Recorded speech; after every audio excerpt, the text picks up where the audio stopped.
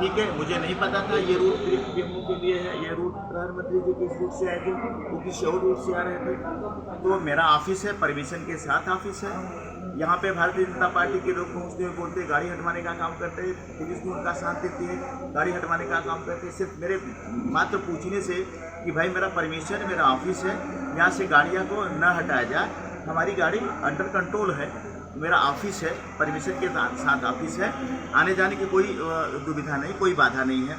इसके बाद 10-12 कार्यकर्ता बीजेपी के आते हैं, वोटिंग करते हैं, बीजेपी की जिंदाबाद के नारा लगाते हैं, मोदी जी जिंदाबाद के नारा लगाते हैं, कृपा शंकर सिंह जिंदाबाद के नारे लगाते हैं। और फिर पुलिस भी हमारे साथ लड़ाई झगड़ा करती है और हमें करने की कोशिश करती है। और फिर मुझे पूरी तरह से घसीट के गाड़ी पे बिठाया जाता है, क्योंकि प्रधानमंत्री जी आ रहे हैं। इसके लिए उन्होंने मेरा कुछ भी नहीं सुना और मुझे गाड़ी में घसीट के बिठाया गया। और उसके बाद फिर मुझे थाने में लेके गया और थाने से फिर मुझे वापस मेरे ऊपर आचार संहिता का उल्लंघन का या जो भी उन्होंने धारा लगाई, और उसके बाद फिर मुझे भी यहाँ होना पड़ा। मैं चुनाव लड़ रहा हूँ, मैं इन सब चीज़ों से लड़ते रहूँगा तो मैं चुनाव कैसे लड़ पाऊँगा। तो मेरी निर्वाचन आयोग से अपील है और मैं एक लेटर भी बनवा रहा हूँ कि भाई मुझे निष्पक्ष चुनाव करने की बात आपने कहा था। जब मुझे सर्टिफिकेट मिल रहा था समाज विकास क्रांति पार्टी का, तब भी कहा गया था कि निष्पक्ष चुनाव होगा। क्या निष्पक्ष चुनाव ये कहता है कि जो प्रधानमंत्री हैं अगर वो किसी भी एरिया में जाएंगे तो कोई भी कैंडिडेट वहाँ प्रचार नहीं कर सकता? क्या निर्वाचन आयोग ये कहता है कि प्रधानमंत्री का तो हर जिले में दौरा रहेगा? तो क्या जहाँ जाते हैं वहाँ के कैंडिडेट, भारतीय जनता पार्टी के कैंडिडेट किसी को पूरे शहर में प्रचार करने के लिए मना करेंगे, या किसी को वहाँ खड़ा रहने के लिए मना करेंगे, या उनकी हुदंगई भारतीय जनता पार्टी की होगी? तो फिर सरकारें भंग कहाँ हुई? जब उनका इतना दबदबा चलेगा भारतीय जनता पार्टी का, तो सरकार भंग हुई कहाँ? अधिसूचना लागू हुआ कहाँ? फिर आप आचार संहिता की बात कहाँ से कर रहे हैं? हमें सिखाया गया, निर्वाचन आयोग ने पूछा, हमें बताया है, हमने भी पढ़ाई की, हमने भारतीय संविधान की बातों को मुझे जानने का अधिकार है और मैं जानने की कोशिश की और मैंने जाना है कि सरकार भंग हो जाती है, कोई कहीं का सांसद नहीं रह जाता।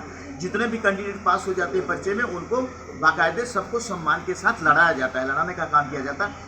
किसी के साथ बदतमीजी नहीं की जाती है, लेकिन वैसा हो रहा है। मैं इससे ज़्यादा कुछ नहीं कहना चाहता हूँ। मैं निर्वाचन आयोग से यह अपील करता हूँ कि मुझे हराने के लिए शासन चाहती है और भारतीय जनता पार्टी हराने के पीछे लगी, लेकिन मैं हारने वाला नहीं हूँ।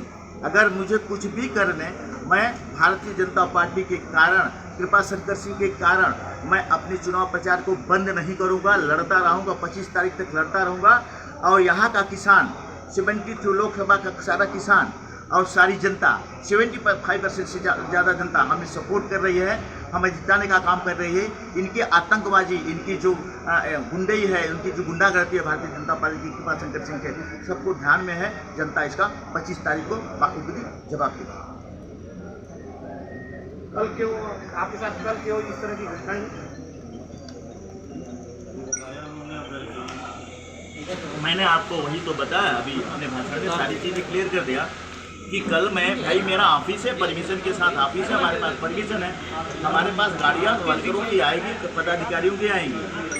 उनको हटवाने का काम, ठीक है, आपने मुझे कह दिया, मैं हटवाने का काम करूँगा।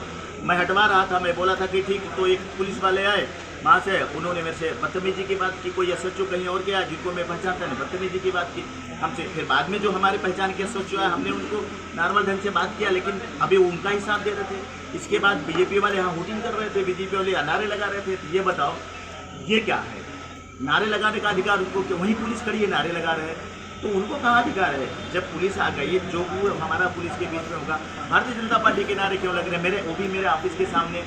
उनका कहना, हम उनसे पूछ रहे तो बोल रहे नहीं कि आप भी जाए, सड़क पे जाइए, नारे लगाते हुए जाए। मैंने कहा हाँ, सड़क पे जाते हुए नारा लगाने का काम हम करेंगे, लेकिन हमारे सामने हमें खड़ा होकर हमें लिफ्ट में हमारे ऊपर गमछा उठाया जा रहा है कमल के फूल का। ऐसा क्यों? ये कौन सा नियम है? ये कौन सा कानून है? नहीं, उनकी तरफ से कहा जा रहा है कि कल प्रधानमंत्री नरेंद्र मोदी जी का जौनपुर में आगमन था, जिसे देखते हुए ही आपने सब कुछ किया। ये कैसे हो सकता है? तो मेरा परमिशन क्यों दिया गया? मुझे कल रैली के लिए मैं निकलूँगा कहाँ से?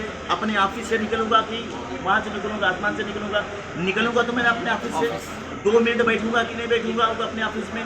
कितनी गाड़ियों का काफिला था ये तो बता दें। हमारी 3 गाड़ी जो परमिशन के कल में इंस्पेक्टर महोदय कहते हैं कि आपकी 3 गाड़ी में से 1 गाड़ी का परमिशन है, आप मेरे तीनों फॉर्च्यूनर का परमिशन चेक कर लीजिए। अगर तीनों का परमिशन नहीं हो तो आज से चुनाव बंद करता हूँ। हमारी तीनों गाड़ियों का कहने से थोड़ी होता है।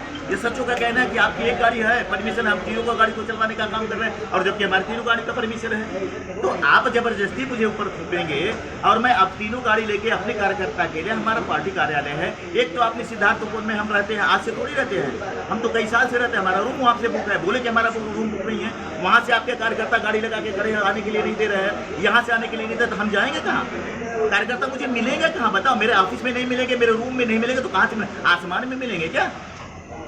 तो आसमान में तो मिलने के लिए मैं जाऊँगा नहीं ना, मैं तो कहीं ना कहीं मिलूंगा।